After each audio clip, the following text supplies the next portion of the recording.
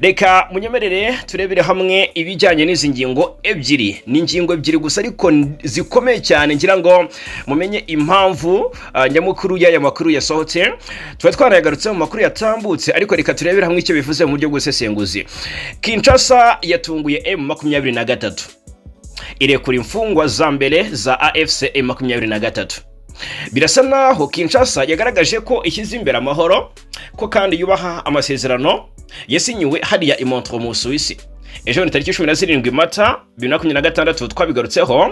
Mu Busuwisi habereye ibiganiro ari byo bya bindi byagombaga kubera i Katari, ariko kubera ikibazo cy'intambara iri mu burasirazuba bwo hagati, birangira ibiganiro bivanywe i Doha byoherezwa hariya i Montreux mu Busuwisi. Baraganiriye, Kinshasa na M23 bemera guhana imfungwa buri ruhande rufitiye urundi. Birangira bahanye iminsi 10 gusa yo kuba iyo gahunda yashyizwe mu bikorwa. Ubwo ntitwivuze ku bijyanye n'agahenge n'ibindi bitandukanye bari bemeranyijweho, ariko iminsi 10 irashize ntibyakorwa. Kinshasa irekuye mbarwa muri bo. Reka turebere hamwe impamvu yaba bombi. Yaba bonyine barekuwe. Kuki harekuwe abo gusa bajya kuri 37? Abari bafungiye muri gereza zitandukanye zo muri uriya mujyi wa Kinshasa. Akamaramaza noneho mubo Kinshasa yashyize hanze ko yarekuye, cyangwa se byatangajwe ko yarekuye.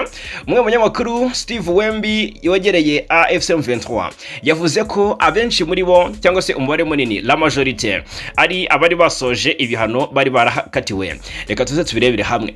Hanyuma ikindi tuza kubabwira ni izindi ngamba zafashwe hagati ya Repubulika ya Demokarasi ya Kongo ndetse no Burundi. Nibihugu bifatanya cyangwa se bisanzwe bifitanye umubano, binafatanya mu guhangana n'umutwe wa M23. Mu gisirikare cya Repubulika ya Demokarasi ya Kongo ndetse n'icyo Burundi haravugwamo uruntu, ariko barashaka kurukuraho, hakabaho imikoranire hagati ya FARDC ndetse na FDNB, imikoranire bita ko izageza akarere ku mutekano. Impamvu nyamukuru y'uruzinduko rwa VPM cyangwa se Vice Prime Minister w'ingabo hariya za Repubulika ya Demokarasi ya Kongo Gikabombo Mwandiya Vita hariya i Bujumbura mu Burundi, murabizi ko amaze y'iminsi, bikavugwa ko yaganire na mugenzi we ku ruhande rw'u Burundi. Imyanzuro yafashwe ndaje nyababwiro gatanu ku kandi, ese ifite ahihuriye n'umutwe wa M23 hakajijwe ingamba. Turaje tubikomozeho. Nyemera rero unkandira hasi ndetse subscribe cyangwa sabone kugira ngo wiyongere mu muryango mugari w'abadahwema kwibanira natwe gatanu kuri gatanu hano kuri Ibako Media TV. Nge ndi Fagika inamura, kwibutse ko aya ari nayo mahitamo yawe meza. Abantu 37 bari bafungiye muri gereza zitandukanye zo mu mujyi wa Kinshasa bakekwaho gukorana na AFC M23 barekurwa n'ubutegetsi bwa Kinshasa. Ni mu gikorwa kiri gufatwa ngo nk'intambwe ishobora kuba ifitanye isano n'ibiganiro bya Doha bikomeje hagati y'impande zihanganye. Umunyamakuru Steve Wembi wegereye AFC M23 avuga ko muri abo bantu 37 barekuwe, 22 muri bo bari bararangije ibihano byabo mbere yuko bafungurwa. Nuko ngo 37 Kinshasa yarekuye, 22 muri bo bari bararangije ibihano byabo mbere yuko bafungurwa. Bivuze ko abagera kuri 15 gusa nibo barekuwe mu rwego rwo gushyira mu bikorwa ari amasezerano y'i Montreux mu Busuwisi. Mu by'ukuri nubwo aka kanya nta tangazo Kinshasa irashyira hanze, nta tangazo rya by'ubutegetsi bwa Kinshasa cyangwa se Alliance Fleuve Congo M23 byibuze rivuga ku gufungurwa kw'aba bantu bo ku ruhande rwa M23, ngo iryo tangazo rivuga kwifungurwa cyangwa se risobanura neza ibijyanye no gufungura aba bantu. Bivugwa ko Kinshasa itangiye kubikora mu rwego rwo kubaka icyizere. Mu byumweru bishize ibiganiro bya Doha bihuza impande zombi byakomeje kwibanda cyane ku buryo bwo kugabanya ubushyamirane no gushyiraho uburyo bwatuma impande zombi zigera ku masezerano arambye. Kimwe mu byagarutsweho cyane harimo ikibazo cy'imfungwa n'abafashwe bashinjwa gukorana n'impande zihanganye. Ubwo rero abasesenguzi bavuga ko irekurwa ry'aba bantu rishobora kuba rigamije gutanga ubutumwa bwa politiki no kugaragaza ubushake bwa Kinshasa bwo gushyira cyangwa se gushyigikira ibiganiro biri kubera muri Katari. Hari kandi ababona ko bishobora gufungura inzira yuko na AFC M23 yakora igikorwa nk'icyo, harekurwa abantu ifunze cyangwa abasirikare yaba ifite mu maboko yayo. ikibazo cy'imfungwa rero kikaba kibazo igihe n'ubundi ari kimwe mu bibazo bikomeye cyangwa se kimwe mu ngingo zikomeye mu mishyikirano hagati ya leta ya Kinshasa na M23 cyane cyane ku bantu bashinjwa gukorana n'uyu mutwe cyangwa abafatiwe mu bice birimo imirwano. Muri Mata uyu mwaka ubwo impande zombi zahuriraga M23 mu Suisse zari zumvikanye kurekura imfungwa 477 zirimo 311 zo ku ruhande rwa AFC M23. Icyo gihe rero leta ya Kinshasa ndetse na M23 banihaye iminsi 10 yo kuba bamaze guhanahana izo mfungwa, ariko iyo minsi rwose yashize nta gikozwe na kimwe.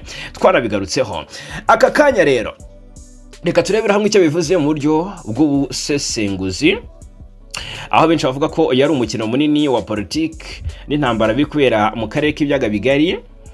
Mu buryo bw'ubusesenguzi bwimbitse mushobora kuba mwamenya hangaha cyangwa se musobanukirwa icyishe nyuma y'aya makuru.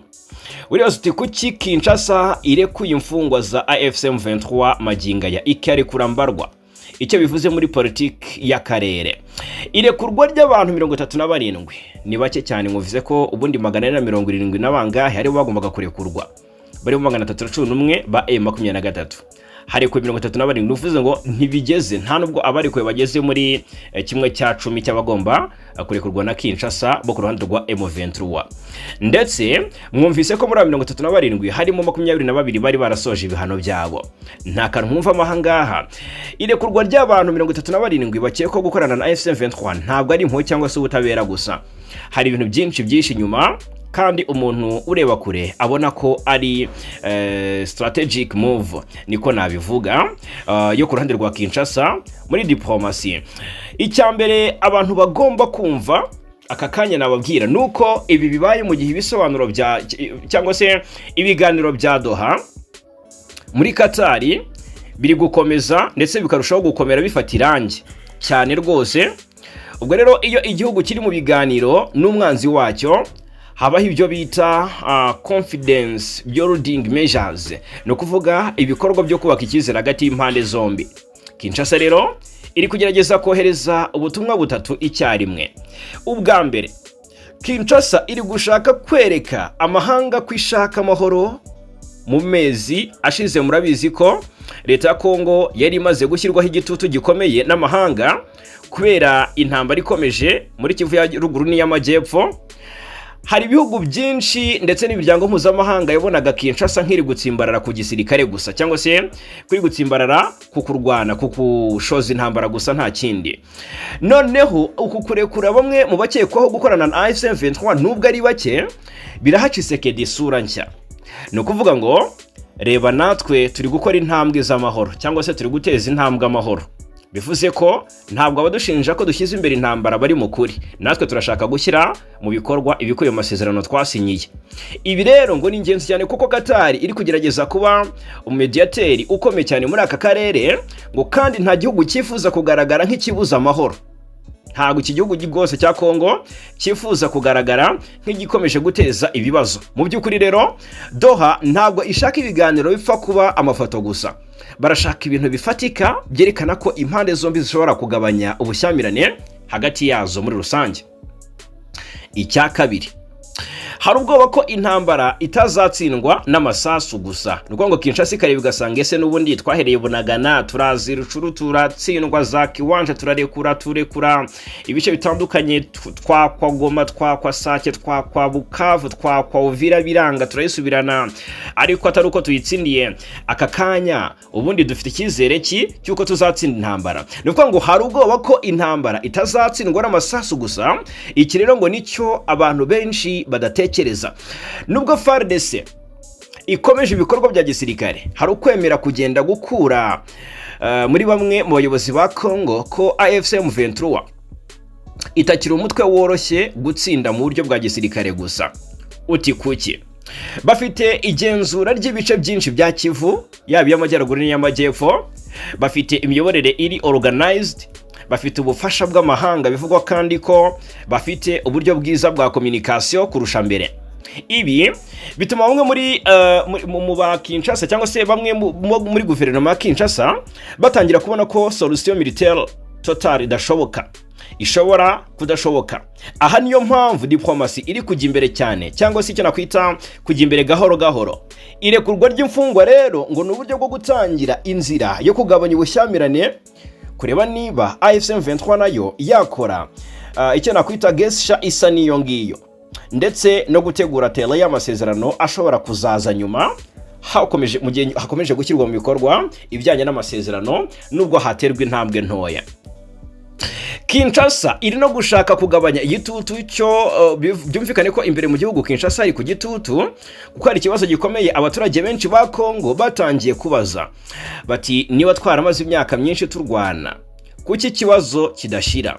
Intambara imaze kurya amafaranga menshi, imaze kwimura abaturage benshi ibakura mu byabo, imaze kuzamura uburakari muri Kivu y'Amajyaruguru n'Amajyepfo no gutuma abaturage batakariza icyizere ubutegetsi.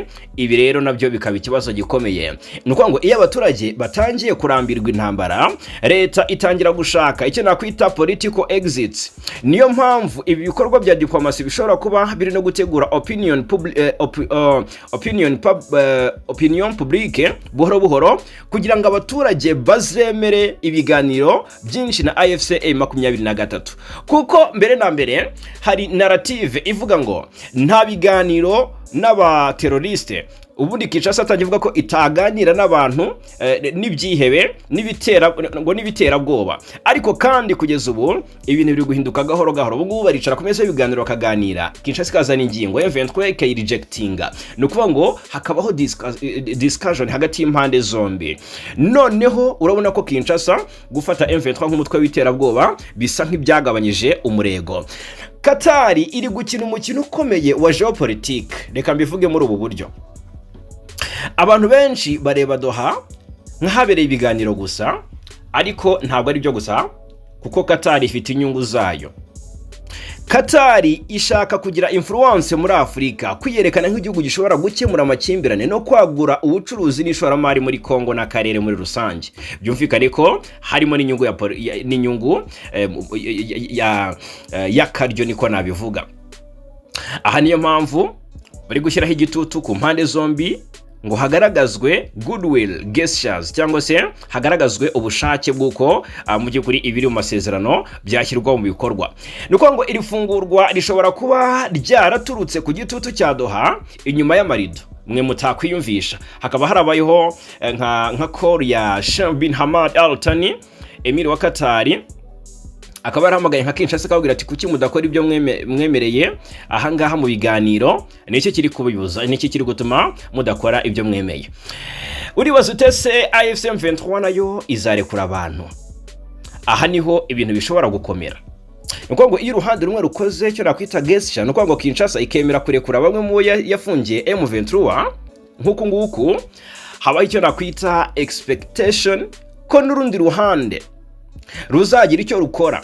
Niba AFC M23 nayo yarekura abasirikare cyangwa se imfungwa cyangwa se abaturage ifite, ibyo byarushaho gukomeza ibiganiro. Ariko niba nta kintu M23 ikoze, hari abashobora kuvuga ko Kinshasa iri gutanga byinshi ntacyo ibona.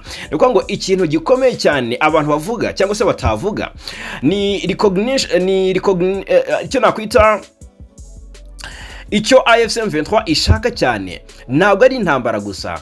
Hari ibintu bibiri by'ingenzi nje mbona aha ngaha: kubaho nk'imbaraga za politike zemewe no kugirana ibiganiro bingana na leta. Iyo Kinshasa itangiye kuganira nayo, kurekura abo ifunze no gukora icyo nakwita impinduka, ubu ubona ko gahoro gahoro AFC M23 iri kubona statut politique itifuza cyangwa se itifuzaga mbere. Aha kandi ibi bishobora guhindura politike zose zo muri Repubulika ya Demokarasi ya Kongo. Ruvuga ngo umwanzuro ukomeye rero ushobora cyangwa se ushobora kuba igisubizo, irekurwa ry'izi mfungwa ntabwo ari inkuru nto. Iki ni ikimenyetso cy'uko intambara ya Kongo iri kwinjira mu cyiciro cya diplomasi kurusha uko byari bimeze mbere, dore ko byatangiye nta n'icyizere gihari. Ariko ikibazo gikomeye gisigaye ni iki: ese impande zombi zishaka amahoro by'ukuri cyangwa buri ruhande ruri gukoresha ibiganiro nk'intwaro cya politike? Ni ikibazo wakwibaza. Mu karere k'ibiyaga bigari birumvikana akenshi ibiganiro ntibisimbura intambara ahubwo biba indi flow y'intambara ubwayo. Icyo nicyo navuga, nicyo nababwira. Murabizi ko impamvu soje kuri ingingo mbivuga ntya, murabizi ko Kinshasa yatangiye ishinja M23 kuba ari umutwe, ntabwo ari abanyarwanda, bavuga ko ngo ntabwo ari abanyekongo, ngo n'abanyarwanda, ngo kari kuganira n'amahanga nta birimo. Bavuga ko ngo ari ibyihebe, ngo kari kwicara ku meza n'ibyihebe ngo nta birimo. Murumva ko Kinshasa kuba yaremeye kujya mu biganiro deja ifite icyo nakwita ipfunwe ryo kwemera kuganira n'abandi yitaga ibyihebe aka kanya. Ari na mpamvu usanga iyo baganira bakagira ibyo bemeranya birangira Kinshasa biteye twatsi cyangwa se yigize nk'aho itanabyumvise cyangwa se nta naho yabisomye cyangwa ntaho yabibonye, bikarangira isa naho nta cyabaye. Ikigaragara mu gihe bakomeje gukubitwa pressing ku kibuga cy'imirwano, biragaragara ko byatumye mu by'ukuri bahitamo guca bugufi bacisha make. Ariko kandi ukibaza utese ko Kinshasa Tshisekedi ashinjwa kuba akomeje gushyira imbere icyo nakwita amahitamo y'intambara nko gukingira ikibaba intege nke z'ubutegetsi bwe. Bivuze iki kuba yatangira gushyira mu bikorwa ibijyanye n'amasezerano kandi nyamara bizi neza ko icyo ashaka ari intambara kugira ngo azatinde ku butegetsi? Aha naho niho nifuza ko mutanga ibitekerezo nshuti bavandimwe, muryango mugari bakunzi ba Ibaku Media TV, nagira ngo buri wese aho ari atanga igitekerezo kuri ingingo. Indi ngingo ya kabiri nabwiye ko hanzuwe cyangwa se hatangajwe ubundi bufatanye Uburundi na Kongo, bivuga ko byakajije ubufatanye bwa gisirikare. Byatewe n'iki? Byakozwe bite? Byatangiye gute? Byarangiye bite? Hitezwe iki? Reka tubigarukeho. Uburundi na Repubulika ya Demokarasi ya Kongo biyongereye imikoranire mu bya gisirikare n'umutekano, mu gihe ingabo z'ibihugu byombi zikomeje imirwano n'umutwe wa AFC M23 urwanya ubutegetsi bw'i Kinshasa. Minisitiri w'ingabo wa Kongo Gikabombo Mwandiya Vita kuwa kabiri yagiriye uruzinduko i Bujumbura, rwasize yakiriwe akanagirana ibiganiro byo mu rwego rwo hejuru na mugenzi w'u Burundi Marie Chantal Nijimbere. Ni ibiganiro byibanze ku mutekano w'akarere k'ibiyaga bigari. Muri ibyo biganiro byabereye mu muhezo, impande zombi zaganiriye ko kurushaho kurinda imipaka zisangiye, gushimangira ubufatanye bya gisirikare ndetse no gushakira ibisubizo by'igihe kirekire ibibazo by'umutekano muke bikomeje kugaragara mu burasirazuba bwa Kongo no mu karere nk'uko itangazamakuru ryo bihugu byombi bivuga. Amakuru kandi avuga ko impande zombi ziyemeje gukomeza gushyira mu bikorwa amasezerano y'ubufatanye mu bya gisirikare yasinywe ku ya 6 Werurwe 2023. Muri uko guhura rero kandi abatekinisiye y'impande zombi banakoze ibiganiro bigamije gusuzuma uko ubufatanye buriho bwashyirwa mu bikorwa neza ndetse no kwihutisha gahunda z'umutekano zisanzweho hagati y'ibihugu byombi. Ubufatanye mu by'ukuri ngo burushaho kugaragara mu gihe Burundi bukomeje kuba umwe mu banyafatanyabikorwa bakomeye ba Kinshasa mu ntambara irwanamo na AFC M23. Kongo n'u Burundi byombi byiyemeje cyangwa se byemeza ko imikoranire y'igisirikare ari ingenzi mu guhangana n'imitwe yitwaje intwaro ndetse no kurinda impande kurinda imipaka ihuriweho. Ku ruhande rw'u Burundi, Minisitiri Marie Chantal Nijimbere yashimiye cyangwa se yashimangiye ko gukomeza ubufatanye bwa gisirikare ari ingenzi mu kurwanya ibibazo by'umutekano muke bigira ingaruka ku bihugu byombi. Iyi nayo ni inkuru nshaka ko twinjiramo mu buryo bw'isesenguzi umenye ese bivuze iki, kuki Burundi na Kongo bikajije ubufatanye bwa gisirikare, icyo bivuze muri geopolitike cyangwa se politike mpuzamahanga muri rusange, nibyo nshaka ko tugarukaho. Ariko iyi nayo ni ingingo nshaka ko buri wese twumva aka Kanya yatanga igitekerezo. Iyo urebye mu buryo bwose bushoboka ubufasha igisirikare cy'u Burundi giha igisirikare cya Kongo, ubona ko harimo n'inyungu mu buryo bumwe cyangwa se ubundi. Ibyo nabyo tubanze tugira gute tubyumvikaneho.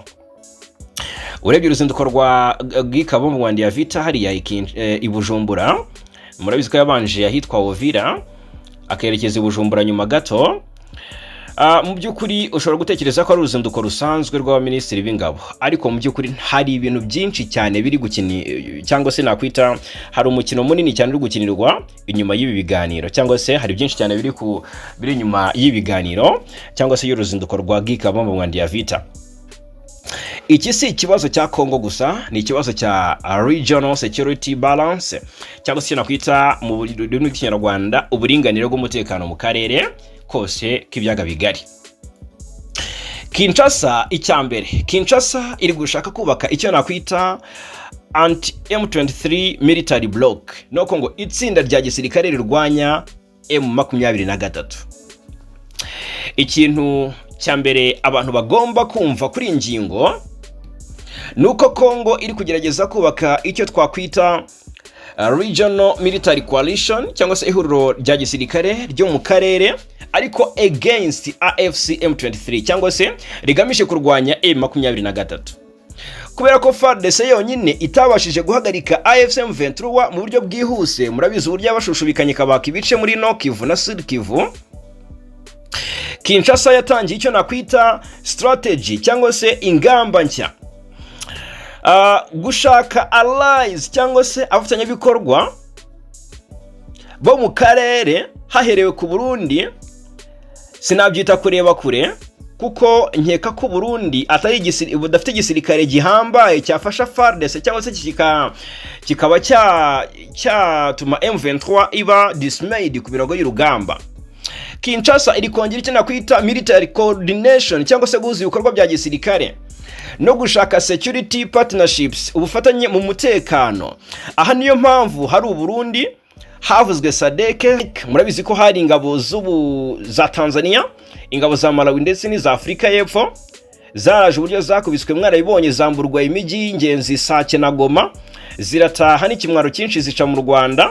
Hari FDLR ku ruhande, bamwe bavuga ko nayo iri nk'inkingi ya mwamba muri rugamba ku ruhande rwa coalition, umutwe ugizwe hani n'abasize ku Rwanda, ndetse hari n'abacancuro banyuranye. Hari abagiye bataha abo muri Wagner, ndetse ubu hari aba Blackwater n'abandi bagiye batandukanye. Murumva ko ari ibintu rero Kinshasa yagiye ikora uko ishoboye kugira ngo igire abafatanyabikorwa bagiye batandukanye.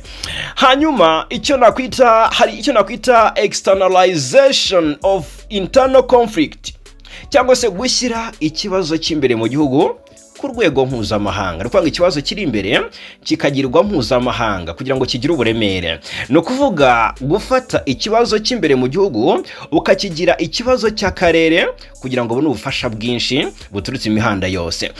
Donc Uburundi bufite icyo nakwita national security interest cyangwa se inyungu z'umutekano w'igihugu zabwo muri iyi ntambara.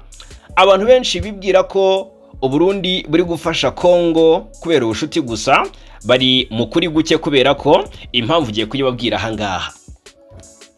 Bujumbura ifite national security interest, inyungu z'umutekano w'igihugu zikomeye cyane muri Kivu. Muti kuki? Kubera ko Uburundi bumaze imyaka bufite ubwoba bw'imitwe yitwaje intwaro ikorera muri Kongo ngo ishobora guhungabanya ubutegetsi bwa Perezida Ndayishimiye, ikamenasa rwose hakaba haba no gukora coup d'etat, gufata igihugu. Umutwe nka LE28 urwanya ubutegetsi bw'Igitega tubaza iminsi tugarukaho. Uyu mutwe uri muri Kivu y'Amajyepfo kandi urarikoroza cyane. Nubwo ngo iyo M23 cyangwa indi mitwe igenzuye ibice biri hafi y'umupaka, reka mbahe nk'urugero. Muri buka impungenge Burundi bwari bufite, nubwo abenshi bavuze ko harimo n'umutima mubi n'urwango ku Batutsi n'Abanyamurenge, ariko muribuka uburyo inzira ziva mu Minembwe zerekeza mu bice bya Ovira zari zarafunzwe, nta muturage urema amasoko, nta munyamurenge urema isoko, nta utarabuka, kubera ko hari harabayeho gukata ingofi imihanda ihuza Minembwe cyangwa se ihuza ibice biva muri Bukavu byerekeza Ovira, bikarangira Burundi buyifunze, abaturage bakiramanta ariko ntihagire igikorwa. Hanyuma umuvugizi w'ingabo z'u Burundi Gaspard Baratuza akaza yemeza ko koko ari Burundi bwafunze imihanda kubera ko ngo bwari bufite impungenge z'umutekano wa Bujumbura. Ahangaha rero niho mpera mvuga nti murabizi neza ko Uburundi icyo buharanira ari uko M23 itagenzura ibice byegera cyane imipaka y'u Burundi, kuko Burundi ibona nka security threat, ikibazo cy'umutekano, kandi igatinya ko opposition cyangwa se opposition armed groups, imitwe itwara gisirikare cyangwa se yitwaje intwaro itavuga rumwe n'ubutegetsi, ishobora kubona aho ikorera ikisuganya ikaba yamenasa. Aha niyo mpamvu Bujumbura itifuza kubona East Congo cyangwa se uburasirazuba bwa Kongo buba ungoverned space cyangwa se agace katagenzurwa neza na leta. Aho niho ubona ko Uburundi ntabwo buri kurwanira Kinshasa gusa, buri no kurwanira strategic depth cyangwa se ubwirinzi bw'inyungu zabwo mu buryo bwagutse. Hari kandi icyo nakwita containment strategy cyangwa se ingamba zo gukumira no kugabanya imbaraga z'umwanzi iri ahangaha naho ndagira ngo mubyumve neza. Ni kwa ngo Kongo n'u Burundi bisa nk'ibiri gukora icyo bita iri jambo nari nkoresha ngaha containment strategy against AFC M23 influence. Ni kwa ngo iyi containment strategy against AFC M23 influence ni ingamba zo gukumira ubushobozi ndetse n'iterambere rya AFC M23. No kuvuga kugerageza gukingira expansion cyangwa se ikwirakwira rya AFC M23, gufata ibice n'ibindi bitandukanye. Nuko ngo bakagerageza gukura M23 hafi y'imipaka ifasha guteza igikuba cyane i Bujumbura no kubuza M23 gukomeza kugira territorial influence cyangwa se ubasha mu bice byinshi by'ubutaka. Muti kubera iki? Kubera ko uko AFC M23 ikomeza gufata ibice byinshi muri Kivu y'Epfo n'Amajyaruguru, niko irushaho kugira political leverage cyangwa se imbaraga za politike mu mishyikirano, niko irushaho kubaka administration cyangwa se ubuyobozi bwayo, kandi niko iba parallel authority ku butegetsi bubangikanye bwa leta. Iyi rero aha ibi nibyo biteye ubwoba cyane Kinshasa nabo bafatanyije.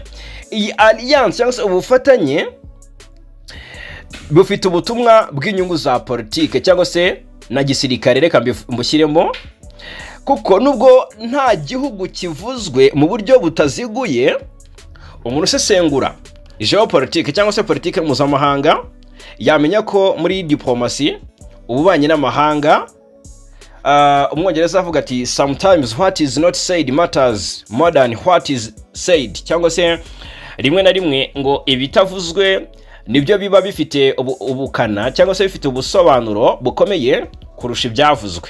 Ni ijambo umwongereza yakoresheje. Ariko iyo Kongo n'u Burundi bikajije military cooperation, ni kwa ngo imikoranire ya gisirikare muri ibi bihe, hari ubutumwa bwa strategic pressure, igitutu cya politike n'umutekano buba bwoherejwe mu karere muri rusange. Nubwo ngo Kinshasa irashaka kwereka ko cyangwa se kwerekana ko itakiri alone cyangwa se itakiri yonyine, ko iri kubaka regional backing cyangwa se ubufasha bwo mu karere, kandi ko AFC M23 itazahangana na FARDC gusa. Iyi niyo icyo nakwita deterrence messaging cyangwa se ubutumwa bwo gukangisha ndetse no kubuza umwanzi kuba yakwadvancinga. Ariko kandi cya gatanu navuga hari ikibazo gikomeye cyo nakwita militarization without political solution, cyangwa se kongera cyangwa se gukaza ibikorwa bya gisirikare ariko nta gisubizo cya politike gihari cyangwa se kiri hafi aho.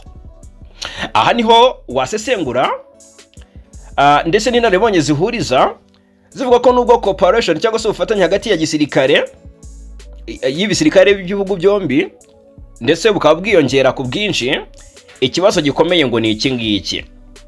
Haribazwa ese hari political roadmap cyangwa se umurongo ngenerwaho wa politike nyayo? Ukibaza uti urahari? Ese koko urahari? Mutanga ibitekerezo. Kubera ko amateka y'Uburasirazuba bwa Kongo agaragaza ko icyo nakwita military offensive cyangwa se ibitero bya gisirikare ibyinshi ntacyo byagezeho. Ubufatanye bwinshi bwagiye bubaho, bwagiye bwubakwa, ariko ikibazo cyarakomeje ndetse kiraramba kiranakomera cyane kurushaho. Ese ni kuki? Ni ukubera ko ikibazo cya Kivu atari ikibazo cya gisirikare gusa, kuko harimo icyo nakwita ethnic tension cyangwa se amakimbirane ashingiye ku moko. Iki ni ikibazo gikomeye cyane. Hakaza ikibazo cy'ubutaka, umutungo kamere, regional influence cyangwa se inyungu z'ibihugu byo mu karere. Ni byinshi navuga. N'ikibazo cy'imiyoborere muri Kongo kikaba ingorabahizi cyane, nacyo nagishyiramo. Aha niyo mpamvu rero bamwe bavuga ko military escalation without political settlement may prolong the conflict, cyangwa se byakongera intambara nta masezerano ya politike bishobora kurushaho gukomeza ikibazo. Dore ko rero Doha talks cyangwa se ibiganiro bya Doha mbigeranyije cyangwa se reka mbigire nk'ikipe reka mbikore gutyo, reka nkore duo ya Doha Talks cyangwa se ibiganiro bya Doha ndetse na military escalation cyangwa se kwiyongera kw'ibikorwa bya gisirikare, reka mbivuge gutyo. Iki ni ikindi kintu gikomeye abantu banjye bashobora kwibaza ndetse bagomba no kubonera igisubizo. Abana natwe hano kuri Ibako Media TV, kuko hari ibintu bibiri biri kuba icyarimwe. Doha bari kugerageza icyo nakwita dipolomasi, ubuhuza n'ububanyi mpuzamahanga. Mu kibuga hakaba icyo nakwita military reinforcement cyangwa se kongera imbaraga za gisirikare. Ibi muri geopolitique cyangwa se politike mpuzamahanga nabyita negotiating while positioning, cyangwa se kuganira mu mishyikirano ariko uniyubaka mu gisirikare. No kuvuga ibiganiro biri kuba ariko buri ruhande rugakomeza kongera imbaraga za gisirikare kugira ngo rujye mu mishyikirano rufite leverage cyangwa se imbaraga zo gushyira igitutu ku wundi. Aha niyo mpamvu Kinshasa iri kurekura imfungwa ariko ikanongera icyo nakwita military alliances. Ahangaha mu byumve neza cyangwa se ubufatanye bwa gisirikare icyarimwe. Iyo ni duo strategy cyangwa se ingamba ebyiri zikoreshwa icyarimwe. Umwanzuro rero ahangaha nafata cyangwa se nababwira nge nsoza no kuri ingingo, icyo abantu bagomba kumva nuko intambara yo murasirazuba bwa Kongo itakiri ikibazo cya Kongo gusa, yabaye ikibazo cya regional power dynamics cyangwa se ihangana ry'imbaraga za politike n'umutekano mu karere. Burundi na Kongo biri kubaka icyo twakwita strategic military acts cyangwa se umurongo ukomeye w'ubufatanye bwa gisirikare. Ariko ikibazo gikomeye gisigaye ni iki? Ese alliances cyangwa se ubufatanye burazana amahoro arambye cyangwa se burongera gusa ikibazo kongerwa kw'ibikorwa bya gisirikare hagati y'u Burundi na Repubulika Demokarasi ya Kongo buzazana amahoro arambye? Ni ikibazo wakwibaza. Ariko kandi ngira ngo namwe ubwanyu tubana hano kuri Ibako Media TV mutanga ibitekerezo mumbwire uko mubyumva.